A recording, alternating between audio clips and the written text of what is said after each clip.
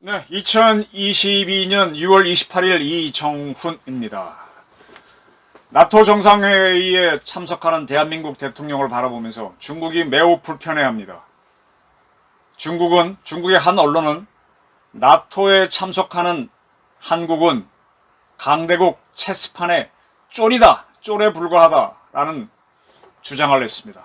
저는 이런 주장을 보면서 거꾸로 우리 대한민국은 중국을 이겨야만 북한을 멸망시킬 수 있다라고 봅니다. 제가 평소에 계속 북한을 멸망시킬 논리가 있고 방법이 있다는 말씀드렸는데 그 일단을 오늘 조금 설명드리겠습니다. 자, 나토 정상회의에 윤석열 대통령이 참석하기 위해서 출국했습니다. 현지에 도착했습니다. 이런 게 추진되고 있던 지난 6월 23일 한자 발음이 왕원빈이죠. 중국 외교부 대변인입니다. 정례 브리핑에서 아태 지역 국가와 국민은 군사 집단을 끌어들여 분열과 대항을 선동하는 어떠한 언행에도 결연히 반대한다라는 강한 논평을 냈습니다. 이건 좀 해석이 필요한데 아태 지역 국가와 국민은 아시아 태평양 지역에 있는 모든 국가와 국민이 아니고요. 중국을 얘기하는 겁니다. 중국은 군사 집단을 끌어들여, 군사 집단은 뭐냐? 미국을 중심으로 하는 군사 동맹체를 얘기합니다. 쉽게 말하면 동북아시아에는 한미 군사 동맹이 있고 미일 안보 조약에 미일 군사 동맹이 있습니다. 그런 것들을 끌어들여 분열과 대항을 선동한다. 이게 뭔가 하면은 아태 지역이 제가 아까 중국이라고 말씀드렸죠. 중국 친구들은 자기네가 이제 아시아 태평양 전체가 중국 영역이라고 보고 이런 중국의 패권을 반대하는 게 미국 중심의 군사 동맹으로 보고 그런 미국에 협조하는 요 세력이 있죠. 한국과 일본을 얘기합니다. 그게 미국을 끌어들여서 아시아 태평양을 하나로 묶으려고 하는 중국에게 대항하고 중국의 의지를 분열시키는 그런 행동에 중국은 결연히 반대한다는 얘기입니다. 네. 아태 지역 국가와 국민은 군사 집단을 끌어들여 분열과 대항을 선동하는 어떠한 언행에도 결연히 반대한다. 참 애매한 문장인데 아태 지역이란 표현으로 중국을 과도하게 부풀리고 난 다음에 군사 집단을 끌어들여 분열과 대항을 선동하는 어떤 행동이라서 어떤 나라가 돼야 되겠죠. 어떤 나라가 어디예요? 일본과 한국이죠. 군사 집단은 누구냐? 미국과의 군사 동맹을 끌어들여서 아시아 태평양을 하나로 만들려고 하는 중국에 대항하는 것에 결연히 반대한다라고 그렇게 항의를 했습니다.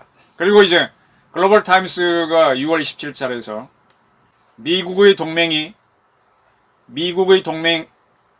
일본이 한국, 호주, 뉴질랜드를 나토에 끌어들이고 있다라고 주장을 했습니다. 그리고 이런 얘기도 썼어요. 일부 국가들은 스스로를 세계 지정학적 관계를 조정할 수 있는 체스 플레이어, 체스 뜨죠. 서양 사람들 장기, 체스를 뜨는 플레이어로 여기지만은 사실은 체스판 위에 있는 강대국의 쫄에 불과하다. 네, 이런 기사는 우리나라 언론에도 보도가 됐습니다. 중국 언론 글로벌 타임스가 대한민국을 체스판에 강대국이 뜨는 체스판에 쫄에 불과하다라고 했다는 기사가 떴습니다. 그래서 중국의 반응을 보기 위해서 지금 우리를 강대국의 쫄로 표현한 지금 매체 글로벌 타임스를 한번 봤습니다. 이게 글로벌 타임스 중국 매체죠. 그 홈페이지입니다. 6월 28일자가 딱 떠 있던데 지금 맨 쪽에 보면은 나토에 대한 기사가 떠 있죠. 바로 그 밑에는 윤석열 대통령 사진과 함께 조금 이 영어가 어려운데 이 제목은 이런 겁니다. 한국은 나토 정상회의를 앞두고 아시아에서 외교적 독립을 잃고 중국과의 불협화음을 경고했다. 이 조금 말이 비비꼬하는 문장인데 아시아에서의 외교적 독립을 잃고 이게 뭔가 하면 외교적 독립이란 거는 아시아를 하나로 묶고 싶어 하는 주체가 중국이죠. 거기에 참여하는 게 대한민국의 독립인데 그걸 잃어버리고 미국에 붙는 게 외교적 독립을 잃는 겁니다. 미국의 앞잡이가 되는 거죠. 그리고 중국과 불협화음을 할 수 있다는 경고를 했다. 네. 나토 정상회담 참가를 하면서 그런 얘기입니다. 상당히 비비꼬는 건데 이 필자는 누군가 하면은 왕치 장창외 글로벌 타임스의 논설위원이 쓴 겁니다. 이건 제가 이따 설명을 좀 드리겠습니다. 먼저 맨 위에 있는 그 나토 기사를 조금 봤어요. 무슨 내용인가 그랬더니 지금 이제 미국은 유럽에서 먼저 G7 정상회담을 했죠. 여기에는 G7 국가와 더불어 EU 대표들이 참여했죠. 그래서 9개 대표가 참여해서 했는데 이걸 끝나자마자 다시 이제 스페인에서 나토 정상회담을 합니다. 여기에 대한민국하고 일본, 호주, 뉴질랜드를 정상을 참석시켰고 또 유럽에서 중립국가로 있는 나라들 정상들을 참석시켰습니다. G7 회의를 확대한 걸로 보면 되는 거죠. 그러니까 이 기사를 보니까 이렇게 G7 회의에 이어서 나토 정상회담을 하면서 중국에 대한 입장을 강화하려고 한다. 미국이 그런 내용들입니다. 중국의 1대1로에 대응하기 위해서 5년간 6천억 달러의 기금을 조성하겠다. G7 국가들이 하면서 계속 중국을 포위하려고 하는 그런 거다라는 기사입니다. 그리고 이제 아까 제가 말씀드렸던 나토 정상회의에 대한민국이 참여하는 것은 아시아에서의 외교적 독립을 잇고 중국과의 불협화음을 경고하는 것이다라는 왕치 장창외 논설위원이 쓴 요걸 6월 28일자리에 있는 거 잠시 좀 설명을 드리겠습니다. 이 논설인데 중국 외교라는 타이틀을 붙인 문패를 붙인 거기에 있는 이 왕치 장장의 논설위원이 쓴 무슨 이제 논평인 것 같아요. 쭉 읽어보니까. 나토 정상회의에 참석하는 윤석열 대통령은 다자 무대에 대비하는 걸로 보인다. 거기에서 미일 정상을 만난다. 근데 그렇게 이제 윤 대통령이 출국하려고 할 때 하루 전 북한은 미국이 한국, 일본을 묶어서 나토와 같은 군사동맹을 아시아에 만들려고 한다라고 비난했다라고 지적한 후 이제 지금은 윤석열 정부가 출범하기 때문에 직후니까 괜찮지만 앞으로 점점 더 힘을 잃게 될 경우 한중 관계는 매우 복잡해질 것이다 라고 이 논설위원은 공격적으로 썼습니다. 그리고 이것저것 쭉 쓰고 난 다음에 그리고 북한을 인용해서 이렇게 썼습니다. 북한 외무성은 6월 23일 미국이 이제 동아시아에서 한국과 일본을 묶어서 어떤 동맹체를 두려고 한다. 그리고 아시아의 다른 문제에 대한 간섭을 하고자 한다. 이렇게 비난을 했습니다. 이런 글들입니다. 그리고 아까 이제 아파서 우리나라 언론도 보도했던 한국은 강대국 체스판에 쫄이다라는 기사가 뭔가 찾아봤더니 그건 하루 전날 글로벌 타임즈에 실렸던 겁니다. 6월 27일자 오피니언 면에 사설로 되어 있습니다. 중국을 자극하는 자들에게는 행운이 가지 않는다. 중국을 자극하는 자들에게는 행운이 오지 않는다. 그런 제목의 사설입니다. 그러면서 이 내용을 쭉 보니까 진짜로 대한민국을 체스판에 쫄이라고 표현한다 찾아보니까 이 사설은 어떻게 나가는가 하면 일부 미국 언론은 미국이 중국과 어떻게 싸울 것인가에 대해 강경한 플레이북을 갖고 유럽에 도착했다.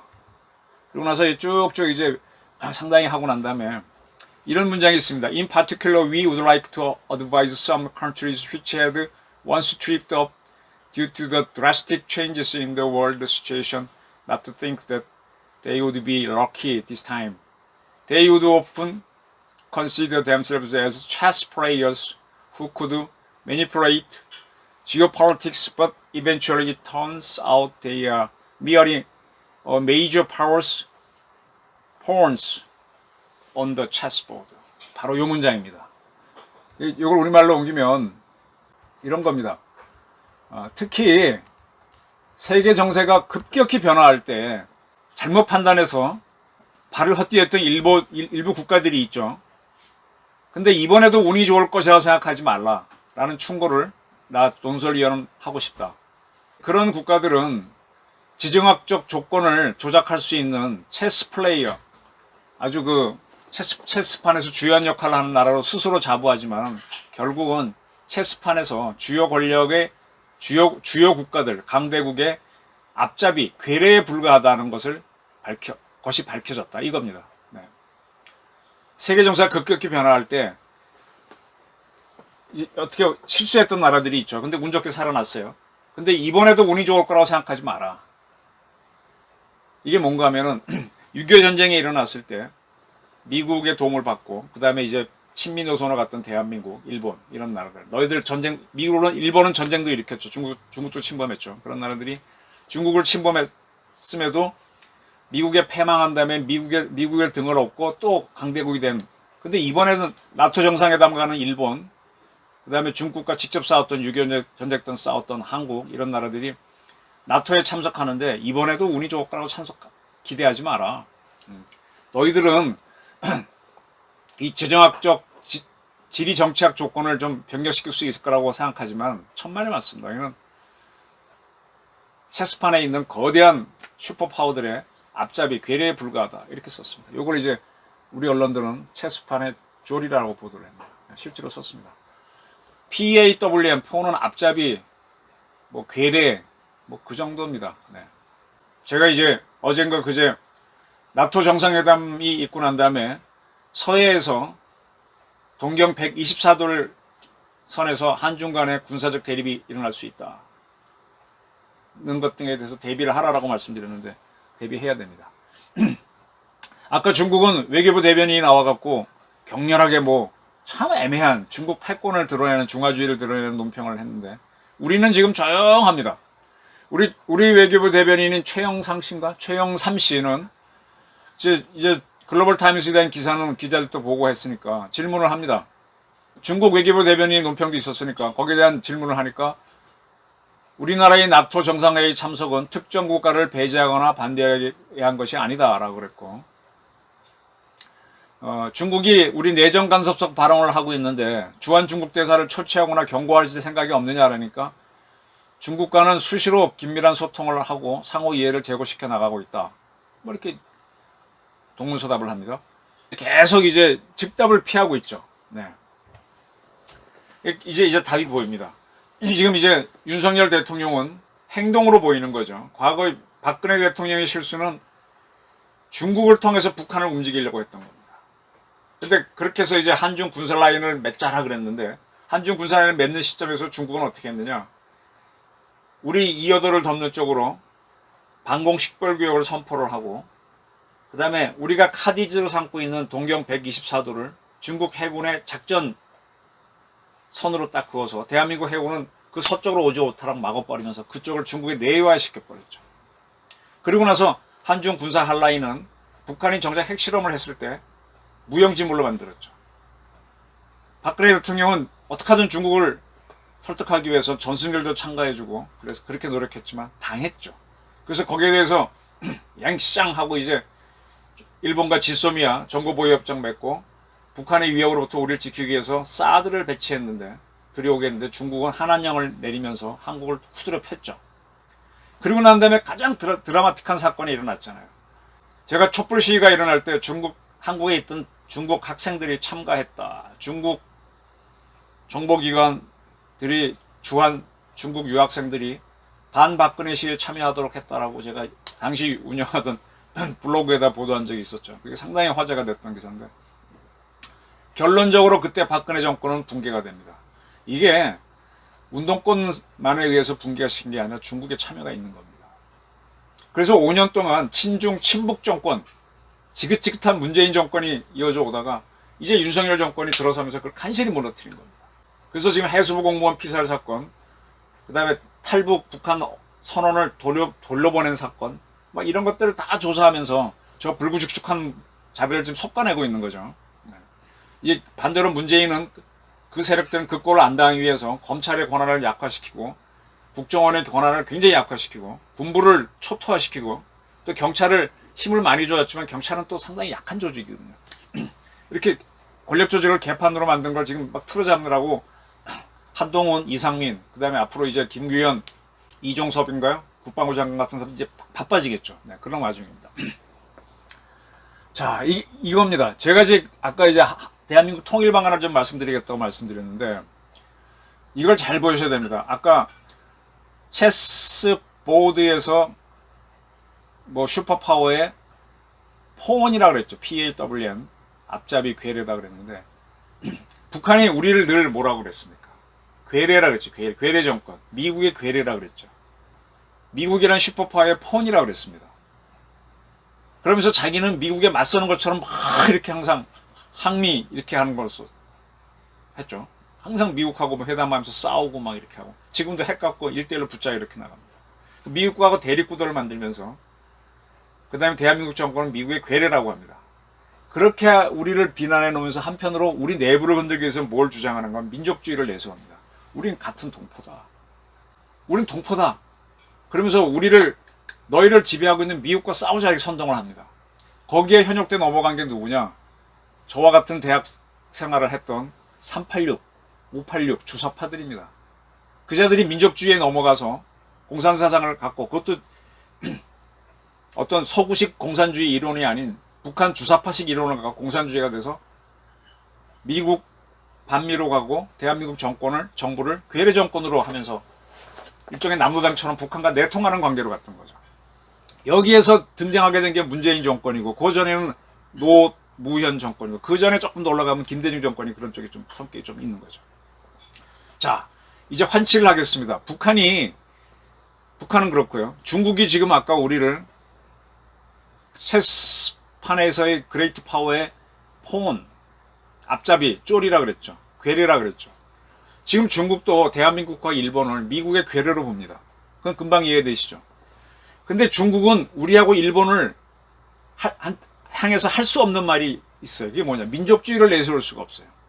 중국이 일본하고 우리는 같은 민족이란 말은 죽었다 깨도 못하죠. 그러니까 못해. 그러니까 뭐라 그래? 아까 허드에서 왕원빈인가? 중국 외교부 대변인이 아태지역 국가와 국민은 이런 얘기를 합니다. 아시아 태평양으로 민족주의라고 할 수 없으니까 아태주의를 내세우는 거죠. 근데 아태주의는 잘 안 먹힙니다. 그래서 중국은 대한민국을 상대로 민족주의를 내세우기 어려운데, 지금 문재인 정부에 숨어있던 민주당의 아주 많은 그 주사파들은 친중 노선을 걸었죠. 그자들 중에 일부는 중국 기업하고 우리 기업들을 연결시켜주고, 그 거간 자금을 중국 돈으로 받고, 중국 카드로 받고 있죠. 국내에서 쓰고, 중국 자금을 쓰고 있죠. 누군지는 압니다. 지금 말하게 되면 예민해지니까 건너뛸 뿐이지. 중국 돈을 받고 움직이고 있죠. 그래서 계속 문재인이 중국한테 이렇게 저자세로 갔잖아요. 혼밥도 먹고. 그래도 화도 못 내고. 북한하고 중국한테는 절대로 화를 안 내죠. 바로 그렇게 넘어간 자들입니다. 자, 그러나 우리 국민 다수는 중국한테 안 끌려갑니다. 더군다나 북한은 우리를 해방시키겠다 그럽니다. 민족주의로 우리를 묶으면서 우리를 또 해방시키겠다고 막 또 우리를 뒤집는 공작을 해요. 근데 우리 헷갈려갖고 민족주의에 끌려가는 사람들이 많은데, 중국은 아시아 태평양을 한나라다라고 하면서 민족주의를 우리를 끌어당기는데 우리가 안 넘어가죠.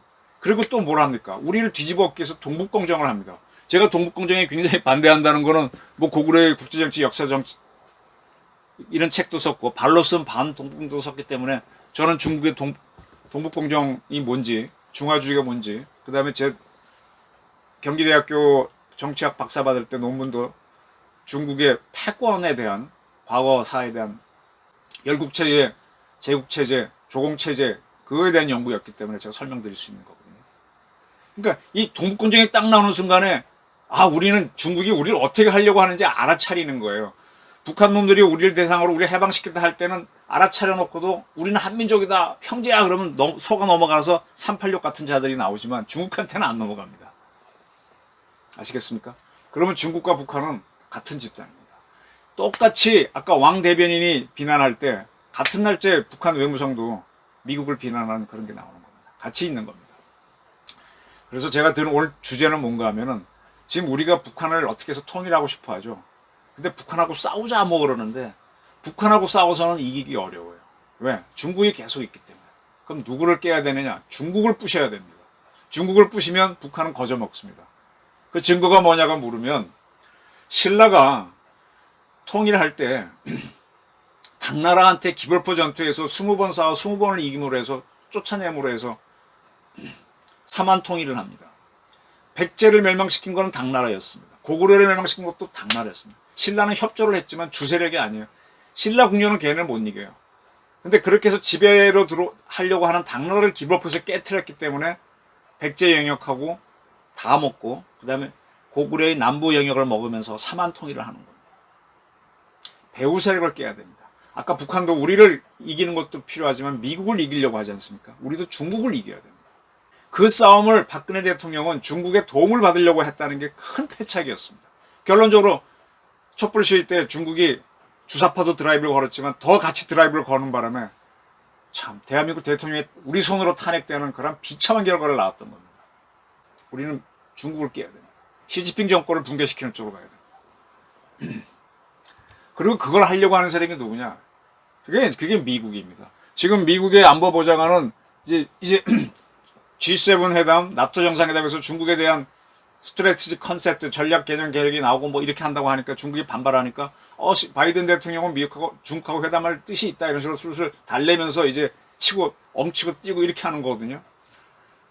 과거 미국은 소련을 붕괴시킨 것처럼 중국을 붕괴시켜서 민주국가로 바꾸거나 그렇게 할 겁니다. 그런 게 있기 때문에 우리가 해볼 만하다는 겁니다. 오케이? 지금 나토에 참석하는 대한민국은 강대국이 또는 체스판이 쫄이다라고 하는 중국을 보면서 거꾸로 우리는 저렇게 얘기하는 중국을 부셔야만 우리는 북한을 멸망시켜서 통일할 수 있고, 그리고 저의 꿈이고 이 방송 보시는 분 몇몇 분들도 그런 꿈을 꾸실 거라고 생각하는데, 잃어버린 고구려 고조선의 고토를 회복하는 방법일 수가 있습니다. 중국은요, 그 만리장성 북쪽은 자기네 영역이 아니에요. 거길 차지하게 된 거는 청나라 때문입니다. 청은 중국인들도 아니에요. 그건 여진족이니까. 청나라가 마지막에 중국을 먹으면서 여진족의 영역, 몽골족의 영역 이걸 다 통일한 다음에 그걸 지금 중국에 넘겨줬기 때문에 만주를 중국이 먹게 된 거지. 그 자기네 땅이 아닙니다. 그런 고토를 회복할 뜻이 있다면 우리는 중국을 쳐야 됩니다. 근데 중국한테 설설기는 게 누굽니까? 문재인 등의 주사파 세력이었습니다. 이걸 윤석열 대통령 정부가 들어와서 하나씩 부수고 있는데 동력이 얼마나 갈지 저도 궁금합니다. 상당히 밀어주고 싶은데 저항하는 세력이 만만치가 않아요. 민주당 내에서도 아주 만만치가 않고요. 그 자들이 진짜 중국의 주국, 앞잡이, 폰이고 북한의 폰일 수 있다는 생각을 하셔야 돼요. 우리 힘으로 우리가 끌고 나가면 좋지만 우리는 그런 한계가 있으니까 미국 힘을 이용합니다. 미국은 그럼 우리를 폰으로 만들 수 있느냐? 못 만듭니다. 왜? 태평양으로 가는 너무 먼 거리가 있어요. 중국은 우리를 바로 폰으로 할 수 있어요. 바로 넘어올 수 있으니까. 지금 북한이 중국의 폰 앞잡이지 않습니까? 우린 중국을 깨야 됩니다. 나토 정상회의에 윤석열 대통령이 참석하는 것은 그 시작일 수 있습니다. 끝이 어떻게 될지 모르지만 저는 그런 의미에서 상당한 평가를 하고 싶습니다. 네, 저의 이정훈의 의견이었습니다. 경청해 주셔서 감사합니다.